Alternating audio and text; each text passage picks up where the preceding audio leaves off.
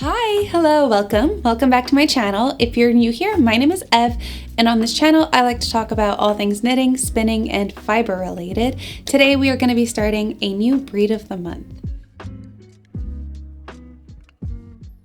This month's breed is again one that I've never spun before, but it's also one that I've never heard of till this fiber study. So I'm really excited to try it because it is fluffy, it is squishy, and it's a beautiful wool. And that wool is Ile de France.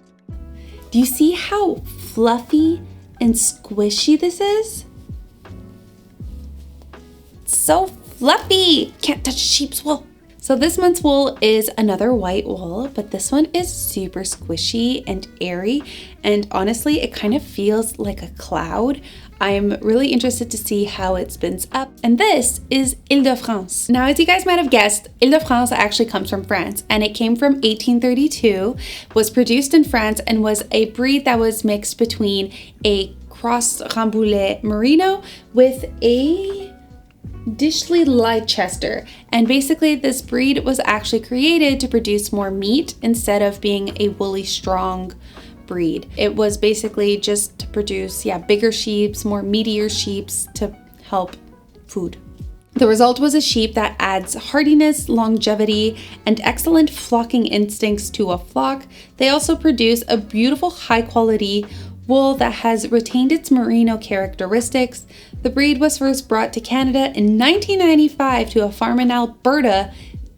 In the most interesting way, it was actually brought through embryo. So they took an embryo from one of the sheeps in France, brought it to Alberta, impregnated the sheep, the ewe, and from then, since 1995, we have had Ile de France here in Canada. That's the first time that I've heard of that happening, which is kind of cool to think that countries are like trading embryos of sheep to get flocks or like breed different types of flocks of sheep. And then on top of that, it wasn't even brought to the US till 2022. No one had an official flock of Ile de France in the US till 2022, and it wasn't added to the logs of different sheep breeds in the US till 2023. So it took all this time to get to the US, which is kind of insane because we in Canada have had it since 1995, and it's been a breed since 1823 or 32, 1832. So that's like a lot of time for this breed. As for the wool is known to have a relatively short staple length of 2.75 to 3.5 inches, so it's pretty short. It is known to felt, and felts really well because of the merino characteristics that were bred into it. It has a beautiful white color, natural color, and it takes dye really, really well. Apparently, the wool depends on the flock, depends on the spinning. It is not known to be excessively, like it can be worn in a sweater close to the skin, but it is also really known to be an outerwear type of wool. It is known to do great in like mittens. It says IDF, Ile de France, can be fine enough that you can wear it next to your skin, while some would be better as outerwear clothing or used in felting projects. It depends on the flock that you source it from and from the individual sheeps and fleeces. So it's very much like if you're lucky, you'll have a super soft one that you can totally knit a sweater, but that's not always the case, which is totally fine because again, these sheeps were bred to be meat, essentially. They weren't really bred or planned, like the main goal wasn't to have a beautiful, super soft fleece like a merino. It was for the meat, which is kind of sad, but the knitting and crochet and weaving, the fiber combines a soft hand with enough presence for good stitch and weave definition, along with a great bounce. The breed largely raised for meat, but one that shows merino's heritage in its wool. Ile de France IDF is a good choice if you're new to and want to experiment with finer wools. It's not as demanding as merino or as Rambouillets, but capable of teaching the spinner ways of approaching those types of wools. To make the most of the elasticity, straighten out, but don't stretch the fiber while spinning. The wool will take more twist than you might think, but don't crank in so much that it gets wiry and ropey. And if you're plying, judge the twist amount after checking the different plied samples. So this wool is a really good one for beginners who haven't experimented with merino, because merino is really soft and has a relatively shorter staple length. When you start off with wool spinnings, it's always advised to start off with a wool that has a little bit more of a grip to it, simply because you don't want the wool to fly out of your hand and you not feeling controlled. Usually starting off with the softest wools isn't advised. You kind of work your way up to those by gaining practice and technique and just being more familiar with the spinning, like repetition and motions. Ile de France is a good one to start off with to work your way up to, as it says, Rambouillet and Merino. So now just checking how short the staple length is. It is pretty short and it reaches at about 6 centimeters. What is that? 2 inches, right? 6 centimeters. I'm going to put that right there, but that is currently what my staple length is sitting at. This isn't the shortest I've worked with, but this is more on the shorter side for staple lengths. Which reminds me, please stay till the very end of the video because I have a fun little update to show you guys about my past spins.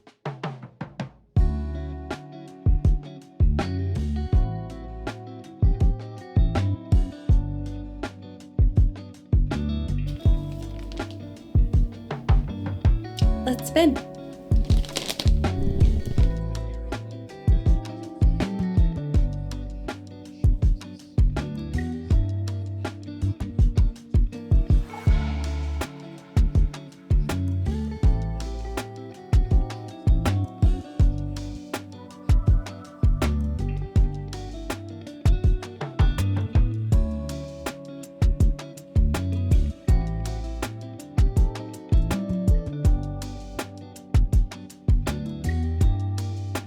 With last month's spin, the challenge was very obviously neps and little hay pieces in VM. This month, I think I've already decided what my challenge is going to be, and it is actually going to be consistency, because this yarn I've only spun like just a little bit and it spins so well. I think that this is going to be a great fiber to practice being more consistent with my spin. Hopefully me saying that doesn't I don't step on my own toes here, but I think I'm going to be aiming for a really consistent single so that when I ply it, I finish off with a really consistent yarn as much as I can. So I'm going to be aiming for a single of 28 wraps per inch. I think that that is going to be my golden staple, so then I can 3-ply it and go from there. But I'm going to regularly check and keep this really close to me a little bit more than I normally do, more frequently than I normally do.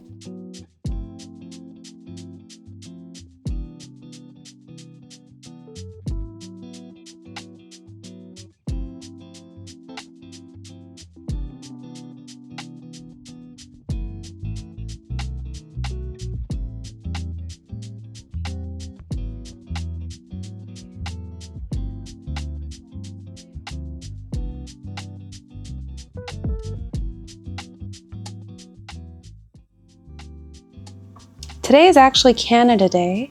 I don't have any red, but I'm wearing pink. That's close enough. Just like on Valentine's Day, I didn't have any red, so I wore purple. Close enough. I'm actively working on the second bobbin for my June spin. Yes, you've heard me. We are July 1st, and I'm still working on my June spin. Things have just taken over.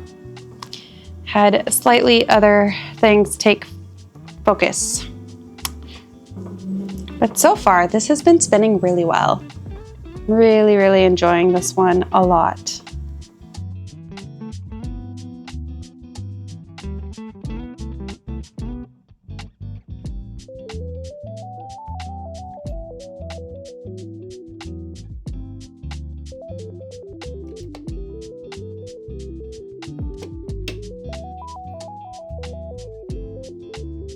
Definitely not my best transition, but here you go. Second bobbin. This is the last of the Ile de France, and super excited. I can't wait to get this done, plied together. I'm really curious to see what this yarn is as a 3-ply, and then we can knit up a swatch to really see it in full effect.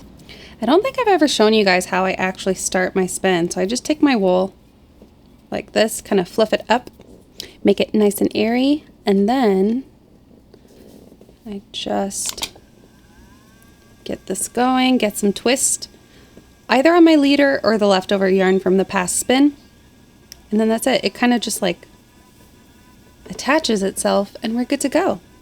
Super easy, super simple.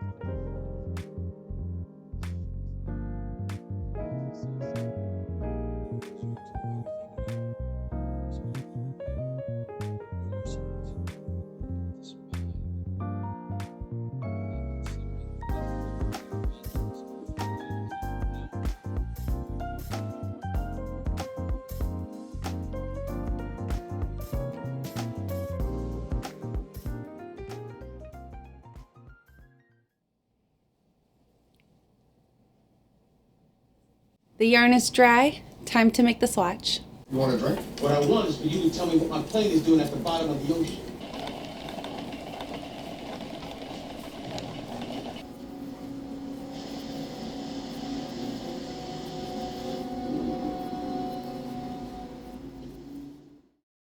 So before I show you guys the final look of the yarn that I spun up, I did want to do a quick little shout out and say thank you to Antonella from Cozy Posy Yarn Co. because she was super kind and offered to send me a Lazy Kate. So she had this Lazy Kate just laying around, not really using it. And after seeing me struggle with my 3 bobbins, 2 being stacked on top of each other, she was like, hey, I have this, I don't use it. Maybe I could just mail it to you.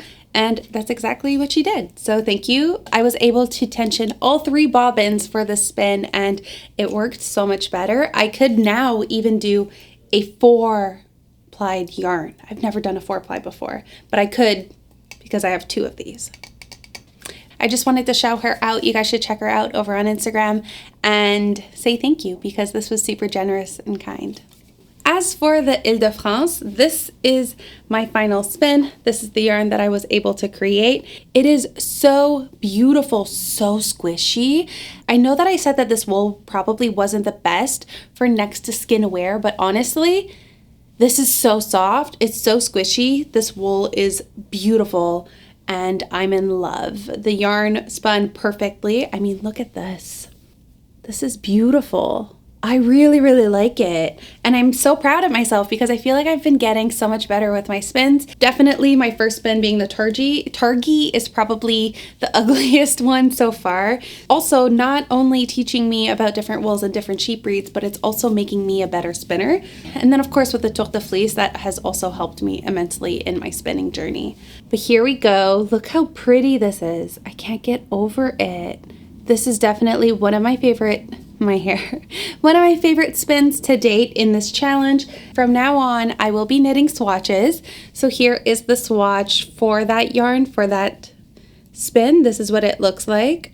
I think that this might have knit exactly as I had imagined when spinning it up. The book did say that this breed would give you a great stitch definition, but it really does. If you haven't tried Ile de France before, I highly recommend you do because this is a surprise to me. I've decided to, I know I said at the beginning of the challenge I was going to hold back on knitting swatches so I can knit them all and really experience the yarns all together, kind of rate them like favorite to least and have a same, like no timeline issue differences. You know what I'm trying to say? Because I don't really know what I'm trying to say. But anyways, I don't know. Last month I just decided, you know what? Scrap that. Let's knit swatches every time so that I can show you guys exactly what the yarn looks like once knit up. So I have different swatches, different lengths and sizes because depending on how I felt, I don't know, my swatches, sometimes I get really lazy and I'm like, you know what? This is it. And then I end up with a swatch like this instead of a full-size swatch. So that happens. So we're gonna start off with the 3 white ones because they're very similar, but they worked up pretty differently. So first off, the first one here is the Polypay, this one is the Corriedale, and this one is the Targhee. And as you guys remember, the Polypay and Targhee these ones are pretty similar. I think Polypay out of these 3 has been my favorite. Targhee was the first spin of the challenge, and you can kind of tell in my yarn, it's a little bit more like sporadic, thick, not that even of a spin. The yarn feels really nice. It does feel a little more kind of lanolin-y than the other two. The other two do feel a bit more woolly. This is really good because I can now really feel the difference between the wools. And the one that I would say is the least soft is probably the Corriedale. I think the Targhee and the Polypay are just a little bit softer. The Polypay being even softer than the Targhee. They do kind of all look pretty similar. They are different like yarn weights, that is for sure. The Corriedale is probably my thinnest spin, which I remember when spinning it up, I think I had said it was my definitely thinnest spin. If I was to choose between these 3 whites, I think I would go with Polypay. Polypay just has this like lushness to it that is just very appealing to me. It kind of has like a ever so slight halo to the yarn, but it's like a fuzz that is really appealing and it feels nice. Corriedale is just, I think I might have overspun this yarn a little bit. You can kind of see right here, it does have a little bit of overspun, like the fiber, the yarn is really twisted and tight with each other. So I would say that this one might have been slightly overspun.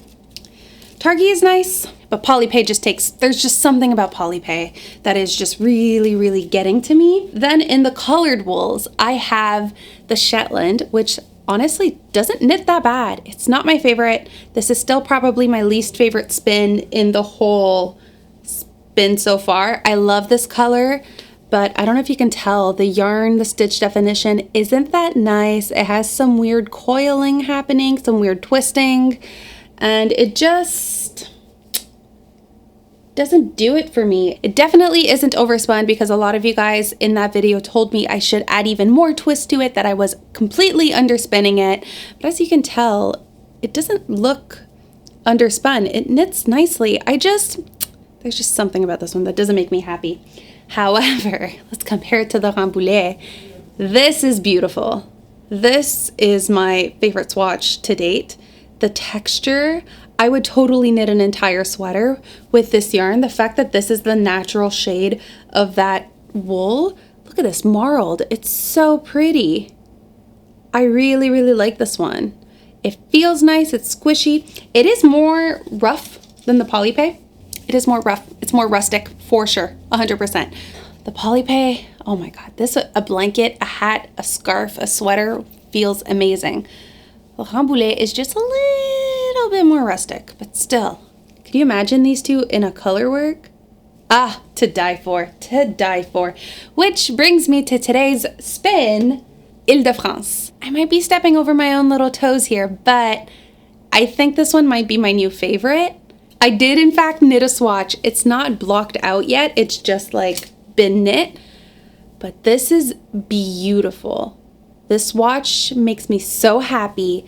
It is so squishy, so soft, not as soft as the Polypay, but the way that this spun up and the way that this swatch knit up, it's like a dream.